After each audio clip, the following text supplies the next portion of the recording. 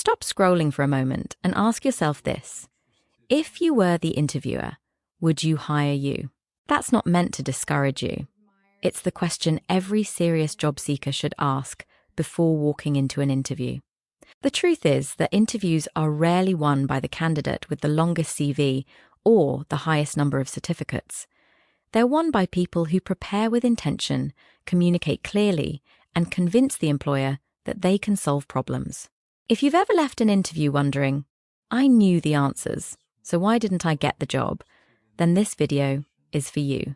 Today, we're going to look at practical interview preparation strategies that can help you present yourself with confidence, answer questions professionally, and leave a lasting impression. If you're serious about getting your next job, subscribe to the channel and turn on notifications, because every week I share practical career advice to help you move closer to your goals. Now, let's begin.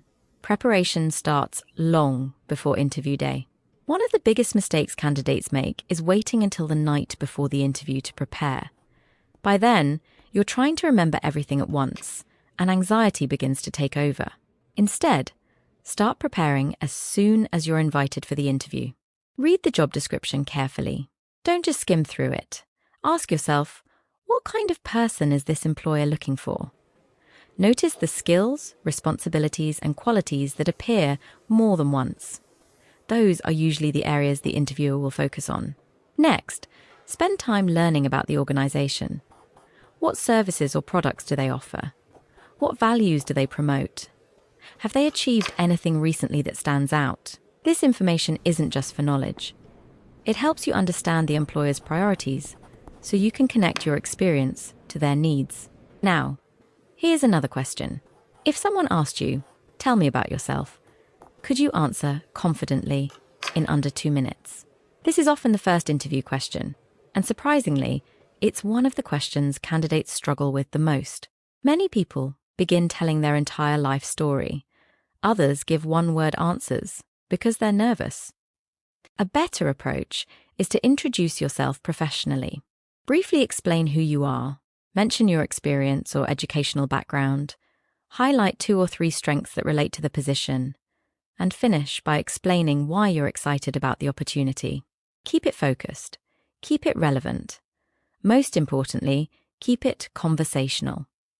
Remember, your introduction sets the tone for everything that follows. Another area that deserves attention is confidence. Confidence doesn't mean knowing every answer. It means remaining calm, even when you don't. There may be questions you weren't expecting. That's perfectly normal. Instead of rushing into an answer, take a brief moment to think. You could say, that's an interesting question. Let me think about it for a moment. A thoughtful response always sounds better than a hurried one. Interviewers aren't only evaluating what you say, they're also observing how you respond under pressure. Let's talk about something else that separates strong candidates from average ones. Examples. Imagine an interviewer asks, can you work well in a team?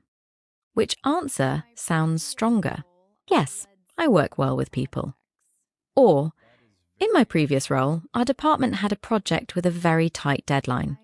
I worked closely with my colleagues, communicated regularly, and we completed the assignment ahead of schedule while maintaining quality.